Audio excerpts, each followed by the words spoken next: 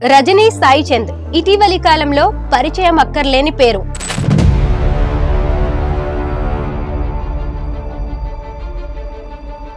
Parliament elections లో contest చేయబోతున్నారని వినిపిస్తుంది. ఇవన్నీ నిజమేనా? బహుశా అంటే ఇప్పుడు బీఆర్ఎస్ పార్టీలో అంటే మొదటి నుంచి కూడా సాయి తర్వాత బీఆర్ఎస్ పార్టీ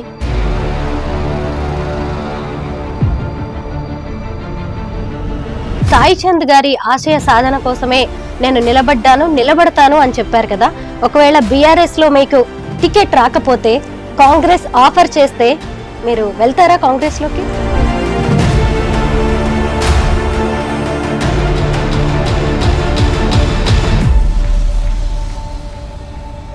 ఇప్పుడు ఈ రోజు కాంగ్రెస్ ఆఫర్ చేస్తే లేదు, బీజేపీ ఆఫర్ చేస్తే లేదు, ఇంకొక పార్టీ అలా నేను ఏ రోజు ఆలోచించలేదండి.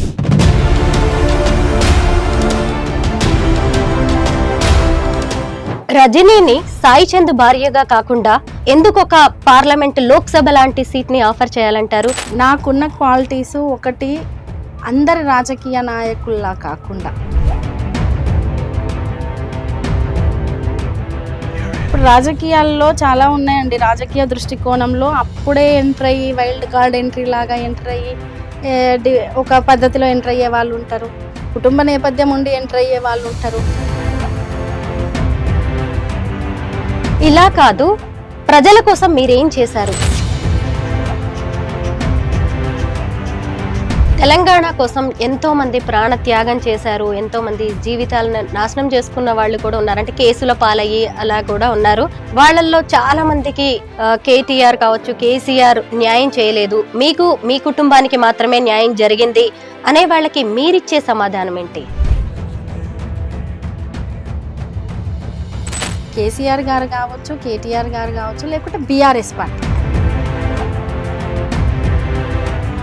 నీళ్లకు సంబంధించి ఇప్పుడు కేఆర్ఎంబీ ఇష్యూ చాలా సీరియస్ గా నడుస్తుంది. దీని గురించి కామన్ గా నేను ఒక క్లారిటీ ఇవ్వదలుచుకున్నాను.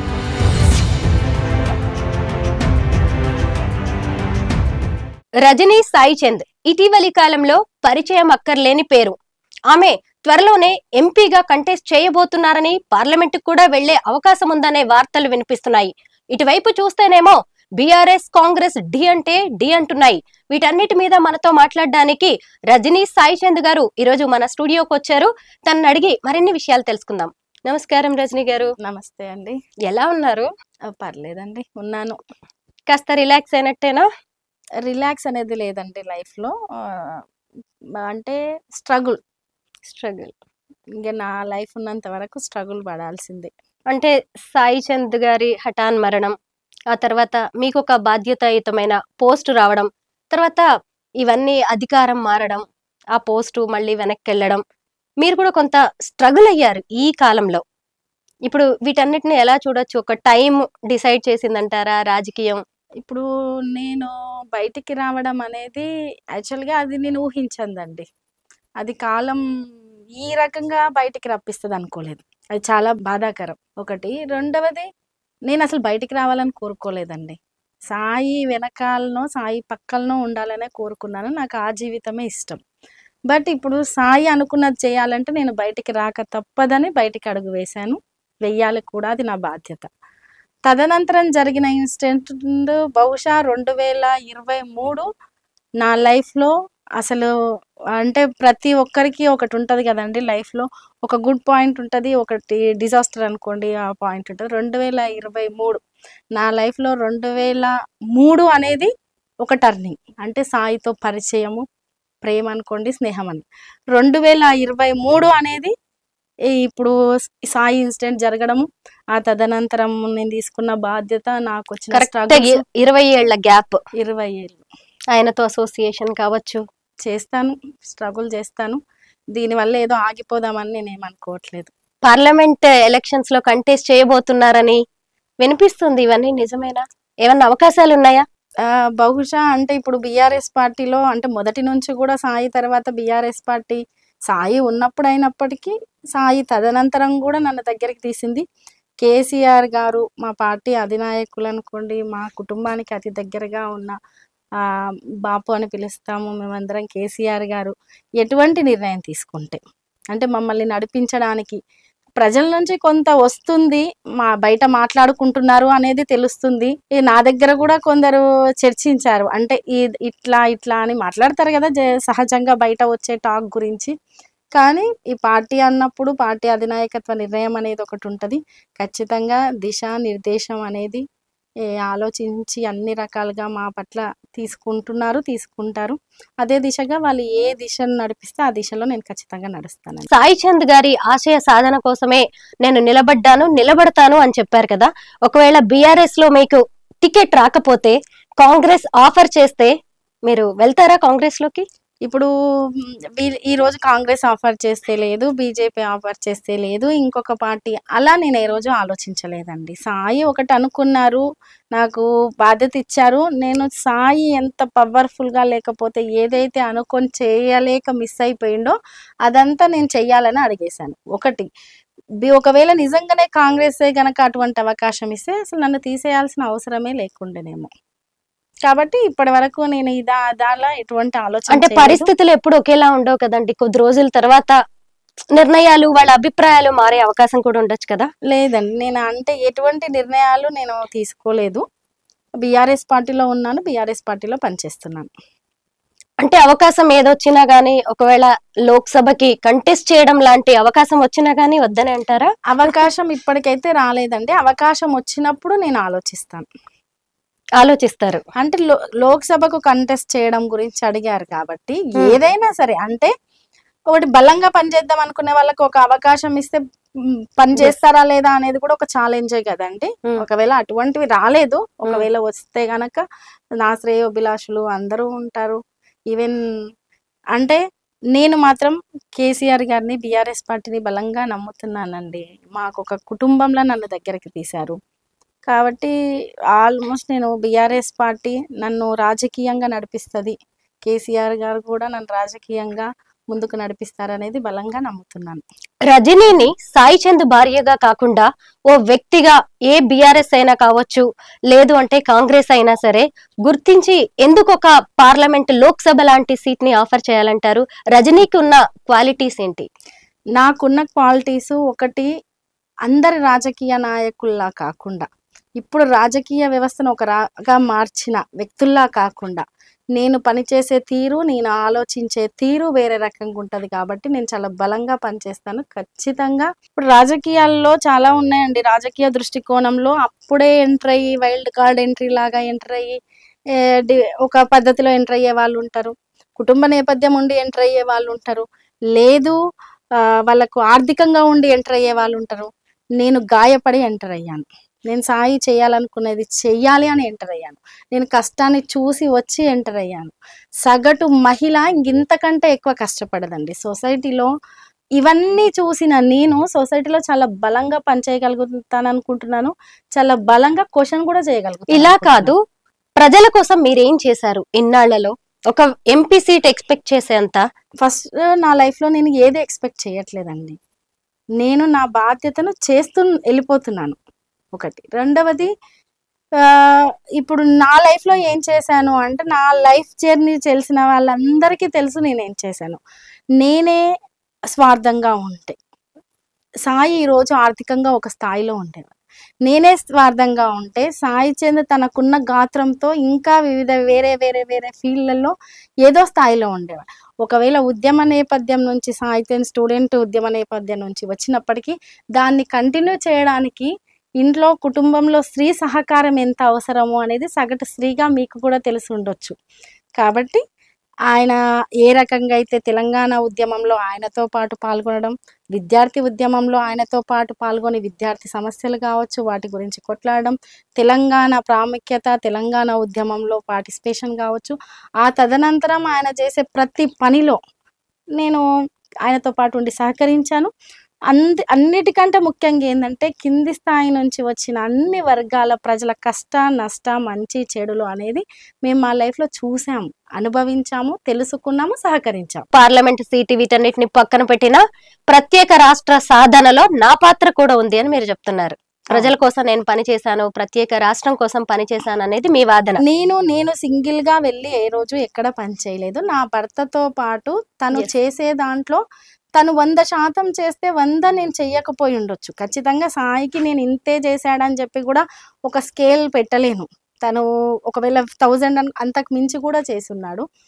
కానీ నా వంతుగా నా పాత్ర కూడా ఉంది అని చెప్తున్నాను. బీఆర్ఎస్ నుంచి ఒకవేళ సీట్ రాకపోయినా మీరు అదే పార్టీలో కొనసాగుతారా? మీ భవిష్యత్ ప్రణాళిక ఏంటి? అంటే నెక్స్ట్ రాబోయే 5 ఏళ్లకి ఎమ్మెల్యేగా కంటెస్ట్ చేసుకోవడానికైనా మీరు కార్యాచరణ ఏమన్నా మొదలు పెట్టబోతున్నారా? బీఆర్ఎస్ పార్టీ ఖచ్చితంగా నాకు అంటే నేను ఇంతకుముందు కూడా చెప్పాను. రాజకీయాల్లో సాయి తదనంతరము నాకు బాధ్యతలు ఇచ్చింది బీఆర్ఎస్ పార్టీ. అంటే నన్ను రాజకీయంగా అడుగులు వేయించినట్టే. కాబట్టి ఫ్యూచర్ ఏంది అనేది కూడా మాకు ఒక తండ్రిలా, ఒక పెద్ద దిక్కులా ఉన్నారు కేసీఆర్ గారు. ఖచ్చితంగా ఆలోచిస్తారు. రెండవది తదనంతరం నేను ఏంటి అంటే మాది ఉమ్మడి పాలమూరు జిల్లా. ఉమ్మడి పాలమూరు జిల్లా రాష్ట్ర వ్యాప్తంగా సాయి చంద్కి ఒక మార్కు కావచ్చు, సాయి చంద్ పని చేసింది కావచ్చు, తెలిసి ఉండి కావచ్చు, అనుబంధం కావచ్చు ఉంది చాలా మందితో. ముఖ్యంగా ఉమ్మడి పాలమూరు జిల్లాలో చాలా ఎక్కువ ఉంది. కాబట్టి ఉమ్మడి పాలమూరు జిల్లాల్లో మాదైన ఏరియాలో అంటే మా అత్తగారి ఏరియాలో ఖచ్చితంగా నేను బలంగా పనిచేస్తాను. నేనేందో నా మార్క్ వేసుకుంటాను, చూపిస్తాను. భవిష్యత్తులో మీరు కూడా చూస్తారు. తెలంగాణ కోసం ఎంతో మంది ప్రాణ త్యాగం చేశారు. ఎంతో మంది జీవితాలను నాశనం చేసుకున్న వాళ్ళు కూడా ఉన్నారు. అంటే కేసుల పాలయ్యి అలా కూడా ఉన్నారు. వాళ్ళల్లో చాలా మందికి కేటీఆర్ కావచ్చు, కేసీఆర్ న్యాయం చేయలేదు, మీకు మీ కుటుంబానికి మాత్రమే న్యాయం జరిగింది అనే వాళ్ళకి మీరిచ్చే సమాధానం ఏంటి? ఇప్పుడు కుటుంబానికి న్యాయం అంటే ఏ రూపంలోనో ఏంటో నాకు అంటే వివరంగా కూడా మీరు కొంచెం చెప్తే. అంటే సాయి చంద్ గారికి ఒక పోస్ట్ ఇవ్వడం కావచ్చు, ఆయన తదనంతరం మీకు ఆర్థిక సాయం చేయడం కావచ్చు, తర్వాత మళ్ళీ మీకే ఆ పోస్ట్ ని కట్టబెట్టడం, ఇలా మీకు చేసిన న్యాయం అందరికీ జరగలేదు అనే కొన్ని కామెంట్స్, ఆరోపణలు కూడా ఉన్నాయి. మీరు కూడా వినే ఉంటారు. ఒకటి వీళ్ళకు అన్యాయం జరిగిందని చెప్పి ఆ వ్యక్తుల గురించి మాట్లాడితే నేను ఖచ్చితంగా మాట్లాడతాను. కేసీఆర్ గారు కావచ్చు, కేటీఆర్ గారు కావచ్చు, లేకుంటే బీఆర్ఎస్ పార్టీ అసలు వ్యక్తులుగా వాళ్ళ గురించి కంటే బీఆర్ఎస్ పార్టీ ఉద్యమంలో పనిచేసిన చాలా మందికి ఒక ఉద్యమకారులుగా కావచ్చు, ఒక విద్యార్థి నేతలుగా కావచ్చు, కళాకారులుగా కావచ్చు, సామాన్య ప్రజలుగా కావచ్చు, వాళ్ళు ఏదైతే ఉద్యమ సందర్భంలో కేసీఆర్ గారు ఏదైతే ఉద్యమ సందర్భంలో తెలంగాణలో ఉన్న కష్ట నష్టాలు చూసిరో ప్రజలకు ఆ రకమైన పాలనను అందించడానికి ప్రయత్నించారు.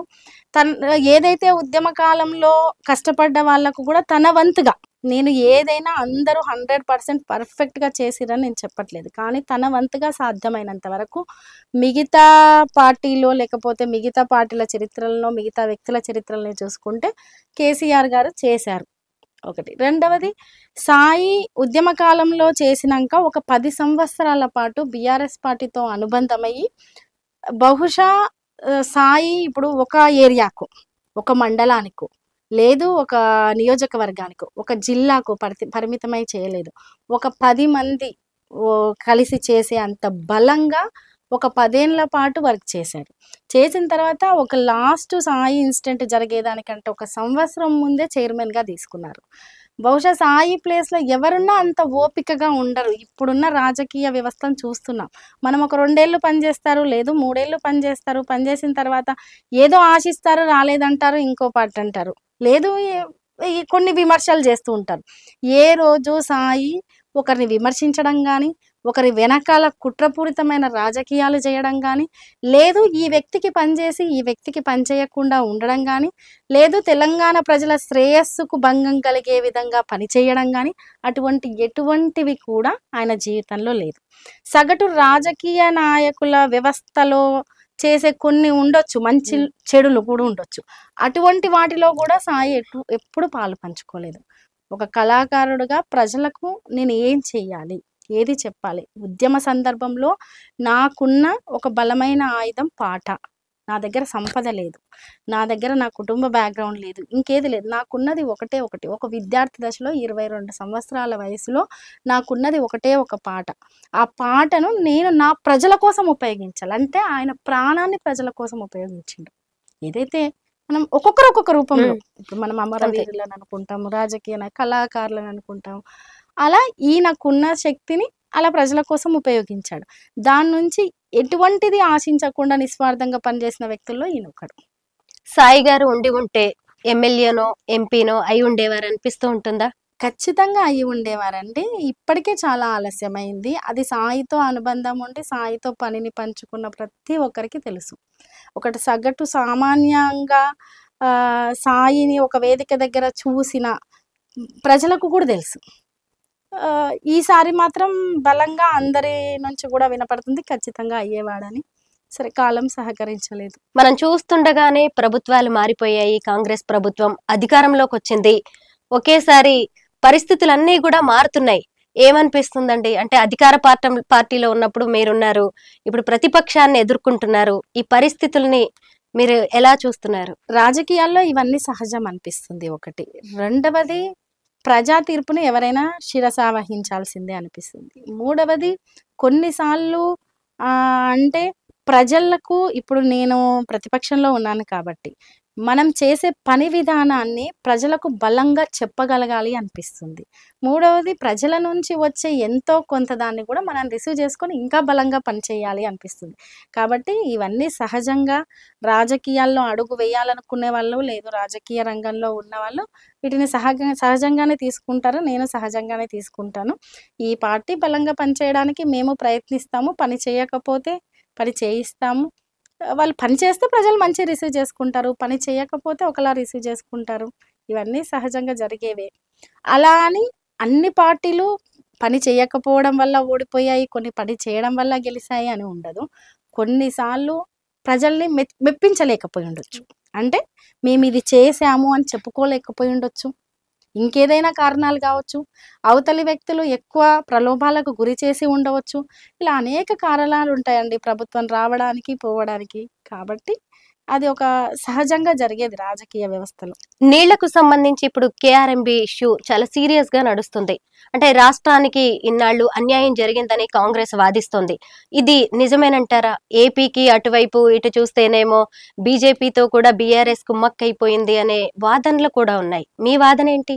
సరే వ్యక్తిగతంగా ఆ విషయాలు వదిలేస్తే రాజకీయ విషయాలకు, నేను ఒక తెలంగాణలో ఉమ్మడి పాలమూరు జిల్లాలో పుట్టిన అమ్మాయి. ఉమ్మడి పాలమూరు జిల్లాల నుంచే ఇప్పుడు సాయిది ఉమ్మడి పాలమూరు జిల్లా. ఇప్పుడు కృష్ణా జలాలకు సంబంధించి అంశానికి వస్తే మొట్టమొదట 2001లో కేసీఆర్ గారు కృష్ణా జలాల అంశం గురించి అంటే పార్టీ పెట్టిన తర్వాత 2002లో అంటే ప్రతి ఒక్కరికి ఐడియా ఉందో లేదో నాకు తెలీదు. 2002లో ఈ కృష్ణా జలాలకు సంబంధించి లేదు తెలంగాణలో వాటర్కి సంబంధించి వ్యవసాయానికి నీళ్ళు అందట్లేదు, తాగునీరుకు నీళ్ళు అందట్లేదు. కాబట్టి ఒక జల ఉద్యమం అనేది మొదలు పెట్టాలని 40 రోజుల పాటు జల ఉద్యమం మొదలయ్యింది. జల ఉద్యమం చేశారు 2002లోనే. తదనంతరం సరే మిగతా ఉద్యమ సంగతి అంతా తెలిసిందే, ప్రభుత్వం ఏర్పడింది తెలిసిందే.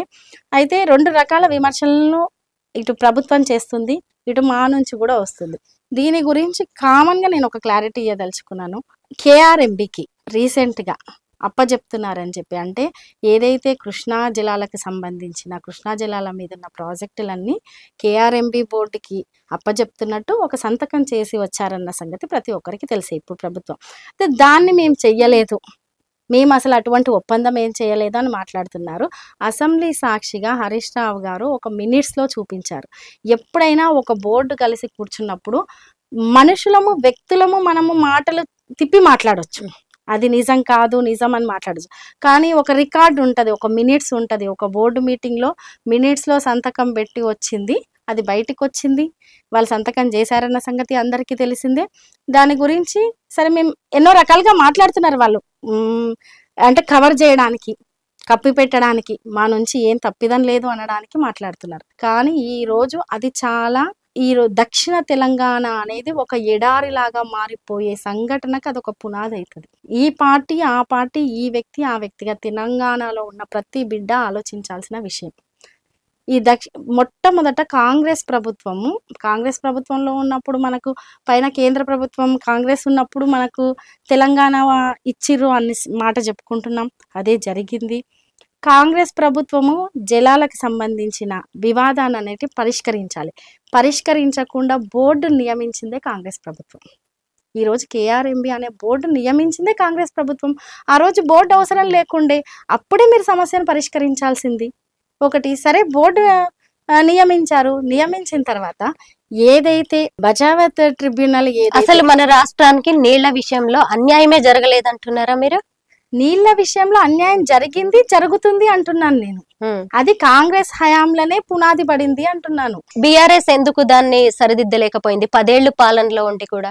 ఇప్పుడు కాంగ్రెస్ హయాంలో ఒక బోర్డు పెట్టారు, ఆ బోర్డు వద్దు అన్నాము, అయినా బోర్డు పెట్టింది కాంగ్రెస్ గవర్నమెంట్. తదనంతరం గవర్నమెంట్ మారింది, బీజేపీ ప్రభుత్వం వచ్చింది, ఇక్కడ బీఆర్ఎస్ ఉంది. బీఆర్ఎస్ ప్రభుత్వము మాకు ఎట్టి పరిస్థితుల్లో ఒక ట్రిబ్యునల్ వేసైనా సరే, లేకుంటే అంతకు ముందే ఉన్న ట్రిబ్యునల్కైనా సరే అప్పచెప్పండి, దీని గురించి సమస్యను పరిష్కరించండి అని మొట్టమొదటిగా మాట్లాడిందే బీఆర్ఎస్ ప్రభుత్వం. అప్పుడు ప్రభుత్వం ఉంది కాబట్టి ఎట్టి పరిస్థితుల్లో అప్పుడు బోర్డు పెట్టినాక బోర్డులో త్రిసభ్య కమిటీ ఉంటుందండి. తెలంగాణ నుంచి ఉంటారు, ఆంధ్ర నుంచి ఉంటారు, సెంట్రల్ నుంచి ఉంటారు. మన నుంచి ఉండే పర్సన్స్కి వాయిస్ తక్కువ ఉంటుంది. కాబట్టి ఈ ఒక్క సంవత్సరం వరకు ఇది ఏదైతే అంతకుముందు బచావత్ ట్రిబ్యునల్ కేటాయించిన జలాలు ఉన్నాయో 811 టీఎంసీల వాటర్ ఉందో, ఏదైతే తెలంగాణకు 299, ఆంధ్రాకు 520 టీఎంసీలు వాడుకుంటున్నారో అదే పద్ధతిలో వాడుకోండి అని చెప్పినప్పుడు, అంటే కొత్త ట్రిబ్యునల్కి అప్పచెప్పే వరకు అదే పద్ధతిలో వాడుకోండి అని బోర్డు చెప్పినప్పుడు మనం మైనార్టీలో ఉన్నాం బోర్డులో. అప్పుడు సంవత్సర కాలం పాటే దాని ప్రకారం మేము అగ్రి అవుతాము, సంవత్సరం తర్వాత ఈ జల వివాదం అనేది తేల్చి చెప్పాలి అనేది మినిట్స్లో ఉంది. అది ఖచ్చితంగా అది చూస్తే తెలిసిపోతుంది. ఆ తర్వాత అదే పద్ధతి ప్రకారం సంవత్సరం వాడిన తర్వాత సుప్రీంకోర్టులో కేసు వేసిన సంగతి తెలిసిందే. అప్పుడు వార్తల్లో వచ్చింది కేసీఆర్ గారి బీఆర్ఎస్ ప్రభుత్వము జల వివాదాన్ని పరిష్కరించాలని చెప్పి సుప్రీంకోర్టులో కేసు వేశారు అన్న సంగతి ప్రతి ఒక్కరు అప్పుడు చర్చించారు, వార్తల్లో వచ్చింది, అది రికార్డు. ఆ తర్వాత అప్పుడు ఉన్న కేంద్ర మంత్రి ఏదైతే షెకావత్ గారు ఉన్నారో దాన్ని విత్డ్రా చేసుకోండి, మేము ట్రిబ్యునల్ వేస్తాము, ఖచ్చితంగా దాన్ని పరిష్కరిస్తామని చెప్పిన తర్వాత 6 నెలల్లో పరిష్కరించండి అని చెప్పి మళ్ళీ అది మినిట్స్లో రాపించి కేసును విత్డ్రా చేసుకున్నారు. నిరంతరం ఆ రోజు నుంచి ఈ రోజు వరకు ఏదైతే 50% వాటానన్ను ఇవ్వండి, ఎప్పుడో 1969 కాలంలో బచావత్ ట్రిబ్యునల్ ప్రకారమే ఈరోజు రాష్ట్రం డివైడ్ అయిన తర్వాత మీరు నదీ జలాల గురించి ఇంకా దాని ప్రకారమే ఎందుకు వివాదాన్ని చేస్తున్నారు అని చెప్పేసి అనేక సందర్భాల్లో బోర్డు మీటింగ్లో మాట్లాడుతూ వస్తున్నాం, కొట్లాడుతూ వస్తున్నాం, కేంద్రంతో కొట్లాడుతున్నాం. కేంద్రం కదా పరిష్కరించాల్సింది. అది ఒకటి. రెండవది 2021 సంవత్సరంలో నాకు తెలిసి చైర్మన్గా ఎంపీ సింగ్ ఉంటారు ఆ బోర్డుకి. అప్పుడు కూడా మీరు న్యూస్లో చూసినా లేకపోతే పేపర్లో చూసినా సందర్భం వచ్చింది, గెజిట్ ఇప్పుడు ఏదైతే వీళ్ళు ఇప్పుడు సంతకం చేసి వచ్చారో ఆ గెజిట్ తీర్మానం అనేది ఆ రోజు ప్రపోజల్ పెట్టింది 2021లో కృష్ణా నదీ జలాల మీద ఉన్న ప్రాజెక్టులన్నీ మాకు అప్పచెప్పాలి అని చెప్పేసి. కానీ కేసీఆర్ గారు సంతకం పెట్టలేదే, అంటే కేసీఆర్ గారి ప్రభుత్వం సంతకం పెట్టలేదు, బైకాట్ చేసి బయటకు వచ్చిర్రు, అయినా కొట్లాడుతుర్రు. అది కాకుండా ఒక్కొక్క వాటర్ చుక్కను ఒడిసి పట్టి 40 లక్షల మెట్రిక్ టన్నుల ధాన్యం పండే తెలంగాణను ఈరోజు 300 లక్షల మెట్రిక్ టన్నులు పండే తెలంగాణకు చేశారు కదా, చేస్తున్నారు కదా. ఇప్పుడు మనం ఈ లెక్కలు ఇవన్నీ బయటికి చెప్పకుండా మీ దాంట్లో అన్యాయం జరిగింది అంటే ఇలా అనేక అంటే ఇవన్నీ ఉంటాయి, కూర్చొని మాట్లాడితే చర్చిస్తే సగటు ప్రజలకు వాస్తవ అవాస్తవాలు ఏంటి, ఏం జరిగింది, ఫస్ట్ బోర్డు పెట్టింది ఎవరు, తర్వాత కేసీఆర్ గారు కానీ బీఆర్ఎస్ ప్రభుత్వం ఏ రకంగా కొట్లాడింది, అరే ఆ ట్రిబ్యునల్ ఏ సంవత్సరం లేసిర్రు, మళ్ళీ తర్వాత ఎందుకు వేయట్లేదు, అదే పాత పద్ధతిని అవలంబిస్తున్నారు. ఇట్లా అనేక అంశాలన్నీ మనం వాస్తవాలు మాట్లాడుకుంటే తెలుస్తుంది. అవేవి మాట్లాడరు. అంటే ఇవేవి మాట్లాడకుండా బీఆర్ఎస్ ని మొత్తానికి నెగిటివ్ చేయడానికే దీన్ని ఒక వెపన్ గా వాడుతున్నారంటారా ఈ ఇష్యూని? బీఆర్ఎస్ ని నెగిటివ్ చేయాలి అనేది ఇప్పుడు కాదండి, ఈ ఒక్క ఇష్యూలో కాదు. ఎప్పుడైతే ప్రభుత్వం వచ్చిందో, ప్రభుత్వం రాకముందు కూడా మొదలయ్యింది. కాకపోతే ప్రతిపక్షంలో ఉన్నప్పుడు సహజం, వాళ్ళు అనేక అంశాలు అంటుంటారు, విమర్శిస్తుంటారు, చెప్తుంటారు. ఆ చెప్పిన దాంట్లో కూడా కొన్ని పాజిటివ్ ఉండొచ్చు, దాన్ని రిసీవ్ చేసుకోవాలి.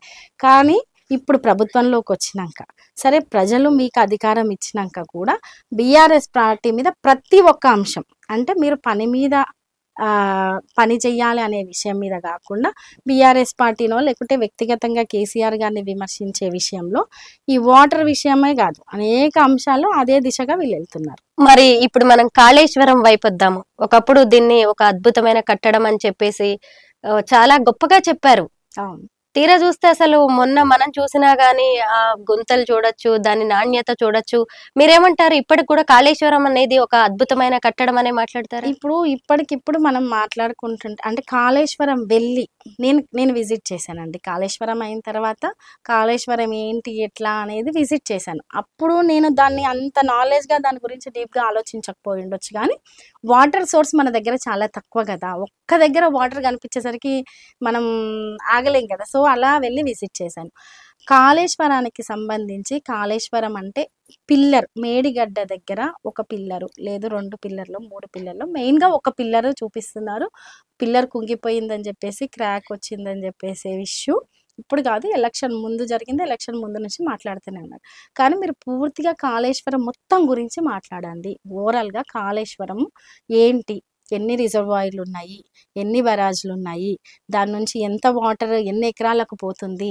మీరు ప్రజెంటేషన్ అంటే ఒక్క పిల్లర్ దగ్గరికే ఎళ్లి జరిగింది, జరగలేదనట్లేదు. అది ఎవ్వరు ఇగో ఇది జరగలేదు, దీన్నేదో మాయ చేద్దాము అని. అక్కడ ఆ పిల్లర్ దగ్గర కుంగడం అనేది జరిగింది. జరిగినంత మాత్రాన మీరు కాళేశ్వరం మొత్తము అవినీతి, కాళేశ్వరం మొత్తం ఏదో అయిపోయింది. కాళేశ్వరం తోటి ఏదో కట్టి కోట్లు అక్కడ పోయి ఆ మోటార్‌లను చూడండి. ఆ వాటర్ ఎన్ని టీఎంసీలు ఎత్తిపోసాము, ఎన్ని రిజర్వాయర్‌లున్నాయి. ఇప్పుడు ఒక పెద్ద కన్‌స్ట్రక్షన్ చేసినప్పుడు, అంత పెద్ద నిర్మాణం చేసినప్పుడు ఒక దగ్గర జరిగిన చిన్న లోపాన్ని మీరు పదే పదే ఎత్తుతున్నారు. మరి బెనిఫిట్ పొందిన మొత్తము పొందుతున్న, లేకపోతే రేపు భవిష్యత్తు తరాలకు వాటర్ అందించడానికి చేసిన నిర్మాణం గురించి మాట్లాడట్లేదు. అంటే ఇదంతా కావాలని చేస్తున్నట్టేనా? కాళేశ్వరాన్ని పక్కకి తప్పించడానికి చేస్తున్న చర్య అంటారా? ఇప్పుడు కాళేశ్వరం ఒక బరేజ్ దగ్గర అంటే ఒక లోపం జరిగింది. జరగలేదు అని కాదు. అది దానికి అనేక కారణాలుంటాయి. సరే, దాని మీద కూడా కమిటీ ఎయొచ్చు, చర్చ జరపొచ్చు. ఈవెన్ అసెంబ్లీ సాక్షిగానే కావాలంటే మీరు సిట్టింగ్ జడ్జితో కూడా కమిటీ వేసి మరీ చర్చ జరపండి. ఏది అనేది తేల్చండి అని కూడా బీఆర్ఎస్ పార్టీ శ్రేణులు చెప్తూనే ఉన్నారు, అధినాయకులు. అయితే కాళేశ్వరం అనేది నాకు తెలిసి వరల్డ్ లార్జెస్ట్ లిఫ్ట్ ఇరిగేషన్. ఒక లోపం అనేది ఆయా గోదావరి నదీ జలాల కిందున్న సాయిల్ వల్ల కావచ్చు, ఇంకేదన్నా కారణాలు, ఇప్పటివరకు కారణాలు ఏంటి అనేది బయటికి చెప్పలేదు. దీన్ని ఒక మసగగా ఒక చిన్న మచ్చను అక్కడ చూయించి ఇదంతా బీఆర్ఎస్ ప్రభుత్వం మీద బురద జల్లొచ్చు. కాళేశ్వరం ప్రభుత్వం నుంచి బీఆర్ఎస్ పార్టీ మీద బురద జల్లొచ్చు. పాలమూరు రంగారెడ్డి ప్రాజెక్టుకి సంబంధించి మనం క్రెడిట్ తీసుకోవచ్చు. ఒక రాజకీయ ఎత్తుగడలాగా ఇక్కడ కనబడుతుంది. అది సగటు అంటే నిజంగానే ఆ పిల్లర్‌కి క్రాక్ మేము తెప్పించినామా? మేమేమన్నా రాజకీయాలు చేస్తున్నామా? నిజంగానే వచ్చింది కదా! అంటే లోపం జరిగింది ఆ ప్లేస్‌లో. అది రీజన్ ఏంటి అనేది చూడాలి, తెలుసుకోవాలి. ప్రభుత్వం దానికి సంబంధించిన దాన్ని రీప్లేస్ చేయడమా? ఇంకేమన్నా చేయడమా? ఒక్కదాని కోసం మొత్తం తీసి ప్రాజెక్ట్‌నే పక్కకు పెట్టేసి, ప్రాజెక్ట్ పేరుతోటి ఒక పార్టీని పూర్తిగా అది చేసేసి, ఇక్కడ అదే పార్టీ 80% పనులు పూర్తి చేసిన పాలమూరు రంగారెడ్డి క్రెడిట్‌ని మేమేసుకొని, అంటే దీంట్లో రాజకీయ కుట్ర అందరికీ కనబడుతుంది కదండి. కాంగ్రెస్ ప్రభుత్వం అధికారంలోకి వచ్చిన ఇప్పుడు 2-3 నెలల్లోనే ఎంపీలు కావచ్చు, ఎమ్మెల్యేలు, మాజీలు, ఇతర చాలా మంది కూడా కాంగ్రెస్ లోకి వెళ్ళిపోతున్నారు. ఏమంటారు దీని మీద? ఇలాంటిది కామనేనా? రాజకీయాల్లో అంటే ఇప్పుడు దాదాపు వెళ్ళే వాళ్ళందరూ సరే, వాళ్ళకి అనేక కారణాలు ఉండొచ్చు, వ్యక్తిగత కారణాలు ఉండొచ్చు, ఇంకేమైనా లబ్ధి, ఏమో వాళ్ళ కారణాలు ఏంటో మనం చెప్పలేం కదండి ఒక వ్యక్తి. కానీ చాలా మంది అనుకోకుంటే బాగుంటది అనిపించింది. ఎందుకంటే కొందరు వ్యక్తులు రీసెంట్‌గా మనం చూసాము, ఒకరిద్దరు వెళ్ళారు, కలిశారు, పార్టీలో జాయిన్ అవుతున్నారు. ఇంకొక అంతకుముందు ఎవరైతే గెలిచిన ఎమ్మెల్యేలు వెళ్ళి కలవడము, బొకే ఇచ్చడం, ఒక సీఎంని, ఇప్పుడు మీరున్నారు కాంగ్రెస్ పార్టీ నుంచి సీఎం గారు కావచ్చు, డిప్యూటీ సీఎం గారు కావచ్చు, మోడీ గారిని కలిశారు. వెళ్ళి కలిసినంత మాత్రం మా రాష్ట్రానికి ఇవి కావాలి, ఇది చెయ్యాలి, ఇది పరిస్థితి అని అడిగి వెళ్ళారు, కలిశారు. కలిసినంత మాత్రం ఆ పార్టీకి వెళ్ళినట్టు, ఆ పార్టీకి ఇంకేదో మద్దతు ఇచ్చినట్టు కాదు కదా. అలాగే కొంతమంది ఎమ్మెల్యేలు సీఎం గారి దగ్గరికి వెళ్ళొచ్చు, ఇగో మా నియోజకవర్గానికి ఇది కావాలి అని అడగొచ్చు. ఇంకేదైనా అందరికీ సీఎం కదా, ఈ పార్టీకి ఆ పార్టీకి అని కాదు, అన్ని పార్టీలకు సీఎం గారు కాబట్టి వెళ్ళుండొచ్చు. కానీ జాయిన్ అయిన వాళ్ళు కూడా కొంతమంది ఉన్నారు, లోకల్ ఉన్న వాళ్ళు. అది వాళ్ళ వ్యక్తిగతం. ఒకప్పుడు ఇప్పటికైనా కావచ్చు, కేసీఆర్ ని తెలంగాణ పితగా జనాలు కీర్తించారు. 10 ఏళ్లు తిరిగేసరికి ఆయన్ని అందలం మీద నుంచి దించేశారు, సీఎం పదవికి దూరం చేశారు. బీఆర్ఎస్ ఓటమికి కారణాలు ఏంటని మీ అనాలిసిస్ ఏంటి దీని మీద? బీఆర్ఎస్ పార్టీ కూడా దీనికి కారణాలు ఏంటి అని చెప్పేసి అన్ని రకాల అంటే అన్ని వర్గాల నుంచి కావచ్చు, బీఆర్ఎస్ శ్రేణుల నుంచి కావచ్చు, లేదు మీటింగ్ పెట్టి బీఆర్ఎస్ కార్యకర్తల నుంచి అనేక అంశాలను సేకరించింది, గ్రౌండ్ స్థాయిలో కూడా తెలుసుకుంది. దీనికి కారణము ఒక చిన్న చిన్న తప్పిదాలు అనేవి ఉన్నాయండి. పర్టికులర్గా ఈ కారణమే అని చెప్పలేము. కొందరి వ్యక్తులకి ఒక కారణం అనిపిస్తుంది, ఒక ప్రాంతంలో కొందరికి ఒక కారణం అనిపిస్తుంది.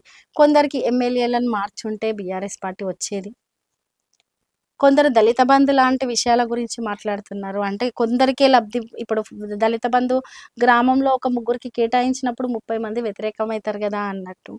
కొందరు లోకల్ కార్యకర్తలకు ఇప్పుడు సర్పంచ్లు కావచ్చు, ఇంకా వేరే లోకల్ ఉండే లీడర్స్ ఉంటారు కదా, వాళ్ళకు అథారిటీ విషయంలో కావచ్చు, అట్లా అన్ని రకాల వాళ్ళు ఒక్కొక్క విషయంలో సమీక్ష చేస్తూ బీఆర్ఎస్ పార్టీకి ఇది కారణం కావచ్చు, ఇది కారణం కావచ్చు అని చెప్పేసి మాట్లాడుకుంటున్నారు, సమీక్షిస్తున్నారు. అది ఓవరాల్గా పార్టీది ఈ ఒక్క వ్యక్తిదో, ఈ ఒక్క పథకానిదో, ఈ ఒక్క సమస్య కాదు, ఏరియాకు ఒకలాగా కూడా ఉండొచ్చు. కేసీఆర్ నియంతృత్వ పోకడలు కావచ్చు, కుటుంబ రాజకీయాలు, ప్రజలకు ఎక్కువగా అందుబాటులో ఉండకపోవడం కూడా ఓటమికి కారణాలు అనేది చాలా మంది చెబుతున్నారు. దీంతో మీరు ఏకీభవిస్తారా?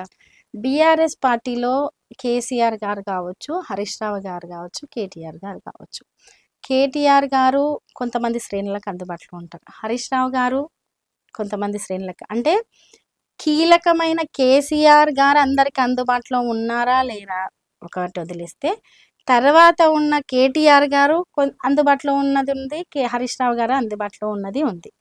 ఇప్పుడు కేసీఆర్ గారి విషయానికి వస్తే, ఇప్పుడు ప్రజలకు నిరంతరము వెళ్ళి ఇదిగోండి నేను ఇది చేస్తున్నాను, ఇది అదే కంటే ప్రజలు లబ్ధి పొందే విషయాల గురించి ఆలోచిస్తూ చేస్తూ ఉండడం ముఖ్యమా, లేదు చేసిందని షో చేసుకోవడం ముఖ్యమా? ప్రజలకు వెళ్ళడము అంటే నిరంతరం ఇది ఒక అడ్మినిస్ట్రేషన్ కదండి, పైనుంచి కింది స్థాయి వరకు జరిగేది. గ్రామ స్థాయిలో ఒక లీడర్ అందుబాటులో ఉంటారు, మండల స్థాయిలో నియోజకవర్గం స్థాయిలో ఒక లీడర్ ఉంటారు, తర్వాత మంత్రివర్గం ఉంటుంది, తర్వాత సీఎం గారే గ్రామ స్థాయిలో వెళ్ళి గ్రామ స్థాయి ప్రజలకు ఇగో నేను ఇదే చేస్తున్నాను, ఇగో నీకు పెన్షన్ ఇచ్చాను, లేకపోతే ఇది అట్లా ఉండదు కదా. ఆయన ఆలోచన అనేది తెలంగాణ అభివృద్ధి చెందాలి, తెలంగాణలో ప్రతి వర్గం బాగుపడాలి, తెలంగాణకు నీరు అందాలి, తెలంగాణలో కరెంటు విషయంలో ఎటువంటి ఇబ్బంది ఉండొద్దు. మనం ఏమేం సమస్యల్ని 14 ఏళ్ల పాటు పోరాటం చేసే సమయంలో ఏమేం సమస్యల్ని ఎదుర్కొన్నాము, ఆ సమస్యలన్నీ తీర్చాలంటే ఆయన దృష్టికోణం చాలా పెద్దది కదండి. చాలా పెద్ద ఎన్నో సమస్యలు ఆయన దృష్టిలోకి వచ్చి ఉంటాయి. వాటన్నిటిని ఒక 5 సంవత్సరాల్లో 10 సంవత్సరాల్లో అట్లా తీర్చలేం. అది నిరంతరంగా చేయాల్సింది. ఒకటి, ప్రతి సందర్భంలోనూ నేనే పోయి కింది స్థాయి వరకు అంటే మరి వాటి మీద ఎవరు దృష్టి పెడతారు? ఒక ప్రణాళిక, దాని ఇంప్లిమెంటేషన్ చేయడము. కాబట్టి అందుబాటులో అంటే కొందరి అభిప్రాయం అయి ఉండొచ్చు, మేము వెళ్ళినప్పుడు కేసీఆర్ గారు మాకు ఇమీడియట్గా కలవలేదు అని, లేదు ఇంకేదన్నా మాకు ఒక అవకాశం ఇవ్వలేదని, అట్లా వ్యక్తిగతంగా ఎవరికి వాళ్ళకి అభిప్రాయాలు ఉండొచ్చు. నాది మాత్రం అంటే నా వ్యక్తిగతంగా మాత్రం మనకు అందుబాటులో హరీష్ రావు గారు ఉన్నారు, కేటీఆర్ గారు ఉన్నారు, సమయం వచ్చినప్పుడు కేసీఆర్ గారు ఉన్నారు. కానీ అందరూ పనులలో ఉన్నారు, పనులు చేస్తూ ఉన్నారు, తెలంగాణ మీద దృష్టి పెడుతున్నారు. సరే మీరు అన్నట్టు వాళ్ళ కుటుంబము అన్నారు. భారతదేశంలో కుటుంబ రాజకీయాలు మనం నేషనల్ నుంచి చూస్తూ ఉన్నాం, ఎన్నో సందర్భాల్లో, ఎన్నో పార్టీలలో, ఈవెన్ మన రాష్ట్రంలో కాదు ఇతర రాష్ట్రాల్లో కూడా చూస్తున్నాం. కానీ ఇదే భారతదేశంలో కుటుంబాలు మొత్తం ఉద్యమంలో పాల్గొన్న సందర్భం చాలా తక్కువ చూస్తున్నాం. ఇదే రాష్ట్రాల్లో కూడా హరీష్ రావు గారు తెలంగాణ ఉద్యమంలో పాల్గొన్న సందర్భం ఉంది, కేటీఆర్ గారు తెలంగాణ ఉద్యమంలో పాల్గొన్న సందర్భం ఉంది, సరే కవిత గారు కూడా తెలంగాణ ఉద్యమంలో పాల్గొన్న సందర్భం ఉంది. మరి ఆ ఉద్యమంలో పాల్గొన్న సందర్భంలో మీ కుటుంబం మొత్తం ఉద్యమం ఎందుకు? కుటుంబంలో ఇంటికి ఒకరే ఉద్యమం చేస్తే అయిపోతుంది కదా, మీ కుటుంబంలో కూడా ఒకరే ఉద్యమం చేస్తే అయిపోతుంది కదా అని సలహాలు ఇచ్చిన వాళ్ళు ఎవరు లేరు అప్పుడు. అరే అవును వచ్చారు, ఉద్యమం చేస్తున్నారు, చాలా బలంగా కొట్లాడండి. ఆ రోజు ఉద్యమం చేసిన సందర్భంలో తెలంగాణ వస్తుందా రాదా తెలియదు, ఎవ్వరికి తెలియదు, అధికారం వస్తుందని తెలియదు, తెలంగాణ వస్తుందని నమ్మిర్రు, ఏదైతే అదయింది. తెలంగాణ వచ్చే వరకు కొట్లాడాలనుకున్నారు. ఇంకా 10 ఏళ్ళు రాకుంటే అట్లే కొట్లాడేవారు కేసీఆర్ గారు. అధికారంలో ఉండకపోయేవాళ్ళు. అప్పుడు వచ్చింది అంటే నిజంగానే అమరవీరుల త్యాగము, సకల జనుల సమ్మెలు, మొత్తం తెలంగాణ యావత్ తెలంగాణ కష్టము, వాటన్నిటిని నడిపించే ఒక నాయకుడు. కానీ నాయకత్వ లోపం వల్ల కొన్ని వందల ఉద్యమాలు ప్రజల వల్ల ఉద్యమాలు తప్పుదారి పట్టలేదు, నాయకుల వల్ల ఉద్యమాలు తప్పుదారి పట్టినాయి. ఈరోజు తెలంగాణ సిద్ధించడానికి మనందరి పాత్రతో పాటు నాయకత్వ పాత్ర కూడా ఉంది, అది కేసీఆర్ గారు. ఎమ్మెల్సీ కవిత గారు నిన్న మొన్న అధికారంలోకి వచ్చిన కాంగ్రెస్ పార్టీని ఉద్యోగాల కోసమని, విగ్రహాల గురించి అని ఇలా రకరకాలుగా డిమాండ్స్ చేస్తున్నారు. ఇప్పుడు ఆవిడేమన్నా మళ్ళీ పార్లమెంట్ కి కంటెస్ట్ చేసే అవకాశం ఉందా? మీకు ఏదైనా ఇన్ఫర్మేషన్ ఉందా? లేదండి, నాకు దాని గురించి తెలియదు. బహుశా పార్టీలో ఎలా నిర్ణయిస్తారో ఏంటో ఆ అంశాలను బట్టి ఉంటది కదా, నాకు ఎటువంటి ఇన్ఫర్మేషన్. ఒక సీఎం గారి కూతురు, ఒక మాజీ ఎంపీ, ఎమ్మెల్సీగా ఉన్న కవిత లిక్కర్ కేసులో ఇరుక్కోవడం, అందులో ఆమె విచారణను ఎదుర్కోవడం ఎలా చూడొచ్చు అంటారు? ఇక్కడని కాదండి, మన రాష్ట్రంలో అని కాదు, ఇతర రాష్ట్రాల్లో కూడా ఒక అధికారంలో ఉన్న అంటే ఒక సీఎం స్థానంలో ఉన్న చాలా మంది నాయకుల వారసత్వం అనుకోండి, కూతుర్లు అనుకోండి, కొడుకులు అనుకోండి, ఏదో ఒక స్కామ్లలో ఇరికించడం అనేది సహజంగా మనం రాజకీయ చరిత్రలో చూస్తున్నాం. అంటే ఇది రాజకీయమే తప్ప అందులో నిజం లేదు అంటారు? నిజాల కంటే రాజకీయం ఎక్కువ ఉంది అంటున్నాను నేను. ఒక విషయంలో నిజాల కంటే అంటే ఇటువంటి ఇప్పుడు ఈ పార్టీయే కాదండి, నేను అనేది ఈరోజు బీఆర్ఎస్ పార్టీ అని కాదు, ఇంకొక పార్టీ కావచ్చు, అంతకుముందు పార్టీలు కావచ్చు, లేదు వేరే రాష్ట్రాల్లో పార్టీలు కావచ్చు, దేశాల రాజకీయాల్లో చూసుకున్నా కూడా ఎప్పుడైతే అధికారంలో ఉండి అధికారంలోకి వెళ్ళినప్పుడు వాళ్ళ మీద కేసులు, అధికారం లేనప్పుడు వాళ్ళ మీద కేసులు పెట్టడం కావచ్చు, లేదంటే రాష్ట్రాల్లో ఉన్న పార్టీలను ఏదో ఒక రకంగా లొంగ తీసుకోవడానికి కొన్ని కేసులు పెట్టడం, ఇవి సహజంగా జరుగుతున్నాయి. ఈరోజు కేజ్రీవాల్ గారి మీద కావచ్చు, ఆ పార్టీ మీద వస్తున్న నిర్బంధం చూసుకున్నా మనము, అట్లా ఇవి జరుగుతూ ఉన్నాయి, జరుగుతాయి. వీళ్ళకు వాళ్ళకి అని కాదండి, రాజకీయ వ్యవస్థలు అందరికీ జరుగుతాయి. అంటే కేసీఆర్ గారు బీజేపీకి సలాం చేయడం వల్లే, వాళ్ళకి తలొగ్గడం వల్లే ఈ కేసు సైడ్కి వెళ్ళింది, కవిత సేఫ్ అయ్యారు అనేవి కూడా ఉన్నాయి. ఇప్పుడు కేసుకు సంబంధించి సుప్రీంకోర్టులో ఉంది, సుప్రీంకోర్టులో పిటిషన్ వేశారు. కోర్టులు అనేవి ఎటువంటి నిర్ణయాలు తీసుకుంటాయి, ఎలా తీసుకుంటాయి అనేది ఎవరి పరిధిలోకి, ఇప్పుడు ఈ ప్రభుత్వం ఆ ప్రభుత్వం పరిధిలోకి అయితే రావు కదండి. కోర్టులో కొన్నిసార్లు పాజిటివ్గా రావచ్చు, నెగిటివ్గా కూడా రావచ్చు. ఈ రోజు పాజిటివ్గా వచ్చి ఉండొచ్చు తీర్పు, రేపు ఇంకో రకంగా రావచ్చు. దానికి రాజకీయాలకు అంటే అది కోర్టు తీర్పులో ఉంది కాబట్టి బీఆర్ఎస్ పార్టీకి బీజేపీకి, ఒకవేళ బీజేపీ బీఆర్ఎస్ పార్టీతో సఖ్యతగానే ఉంటే ఏదైతే ప్రభుత్వం నుంచి రావాల్సిన గ్రాంట్లు 66,000 పోయిన బడ్జెట్లో అనుకునే వచ్చాయండి, రాలేదు. కాళేశ్వరంకి జాతీయ హోదా వచ్చిందా, రాలేదు. మరి సఖ్యతతో ఉంటే ఇవన్నీ జరగాలి కదా. అంటే ఒకవేళ ఇదొక్క విషయమే కాదు కదా, వ్యక్తిగత విషయం మాత్రమే చేసి రాష్ట్రానికి సంబంధించిన విషయం సఖ్యతగా లేకపోతే ఈ రోజు బీఆర్ఎస్ పార్టీనో లేకుంటే కేసీఆర్ గారినో చాలా అదిగా భావించి ఉంటే బీజేపీ జల వివాదమే ఉండకపోయేది మనకు. కాబట్టి పార్టీల మధ్య వైరం ఉందా లేకపోతే స్నేహం ఉందా అనే దానికంటే ఇవన్నీ ఇప్పటికి మాత్రం బీఆర్ఎస్ పార్టీకి లేదు, బీజేపీకి స్నేహం ఉంది అని చెప్తుంది. కాంగ్రెస్ పార్టీ అది రాజకీయ అవసరం కోసం మాత్రమే. రజనీ గారు అన్ని అనుకూలిస్తే ఖచ్చితంగా మీరు పార్లమెంట్ లోకి ఒకవేళ అడుగుపెట్టే అవకాశం కూడా ఉంది. ఒక ఎంపీ స్థాయి వ్యక్తిగా ఉన్నారు అంటే నేను ఇంకా మిమ్మల్ని సాయి చంద్ వైఫ్ గానే నేను పరిమితం చేయట్లేదు. అందుకే తెలంగాణ పాలిటిక్స్ గురించే కాకుండా ఏపీ పాలిటిక్స్ గురించి కూడా కొంచెం మాట్లాడుకుందాం. ఏపీ పాలిటిక్స్ కూడా ఇప్పుడు త్వరలో ఎన్నికలు జరగబోతున్నాయి, చాలా గరంగా ఉంది. షర్మిల లాంటి ఆమె వచ్చేసి వేరే పార్టీ నుంచి డైరెక్ట్ గా అన్ననే టార్గెట్ చేస్తుంది. అంటే ఒక బయట వ్యక్తులుగా చూస్తున్నప్పుడు ఏమనిపిస్తుంది మీకు ఈ పాలిటిక్స్ చూస్తే? పాలిటిక్స్ లో బంధానుబంధాలు ఉండవండి.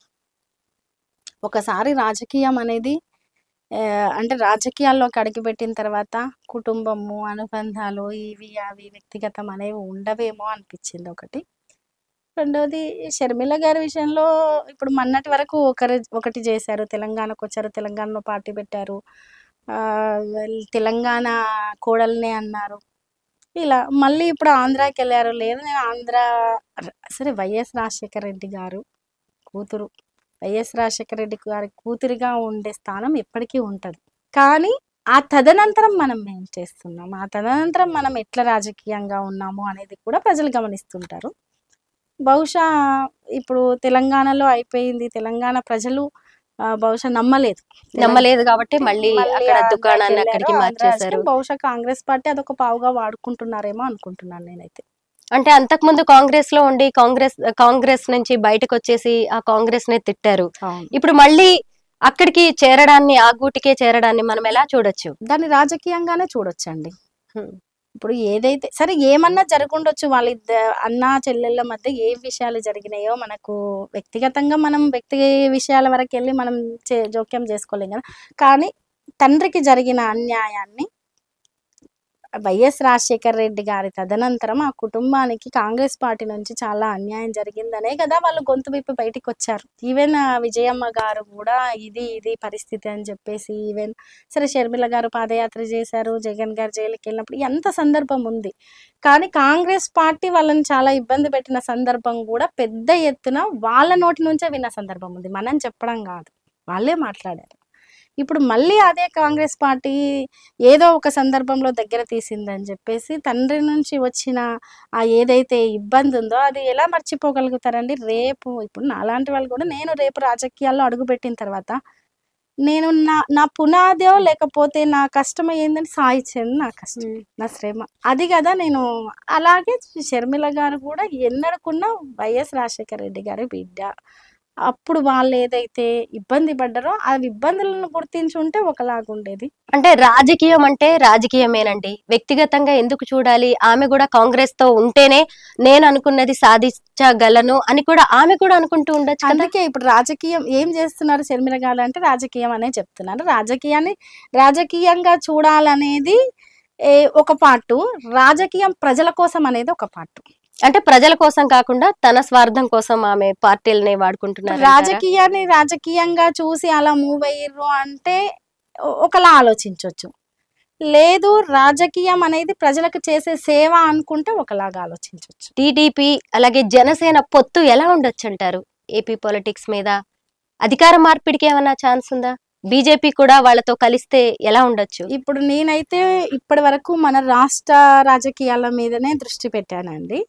సరే మన మిత్ర రాష్ట్రం అనుకోండి, మనం అన్నదమ్ముల్లాగానే కాబట్టి ఆంధ్ర రాజకీయాల మీద నేను ఎక్కువ కాన్సన్ట్రేషన్ చేయలేదు. పొత్తు ప్రభావం కూడా కొంత ఉండొచ్చు అనుకుంటున్నాను నేను ప్రజల మీద. ఇంకా సహజంగా కదా, సహజంగా ఉంటుంది, అది ఎక్కడైనా ఉంటుంది, ఎప్పుడైనా ఉంటుంది.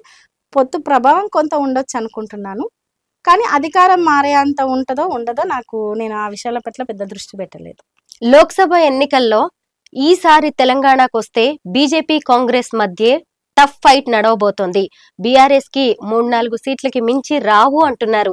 అందులో ఒక సీట్ మీదేననే కాన్ఫిడెన్స్ ఏమైనా ఉందా మీకు కనుక ఆఫర్ వచ్చి సీట్ వస్తే? మీరు సరే చాలా మంది అనుకుంటుండొచ్చు 3-4 సీట్ల కంటే ఎక్కువ రావు అని మాట్లాడుకుంటున్న సందర్భం ఉండొచ్చు. బహుశా మీరు బయట వినే అడుగుతున్నారేమో.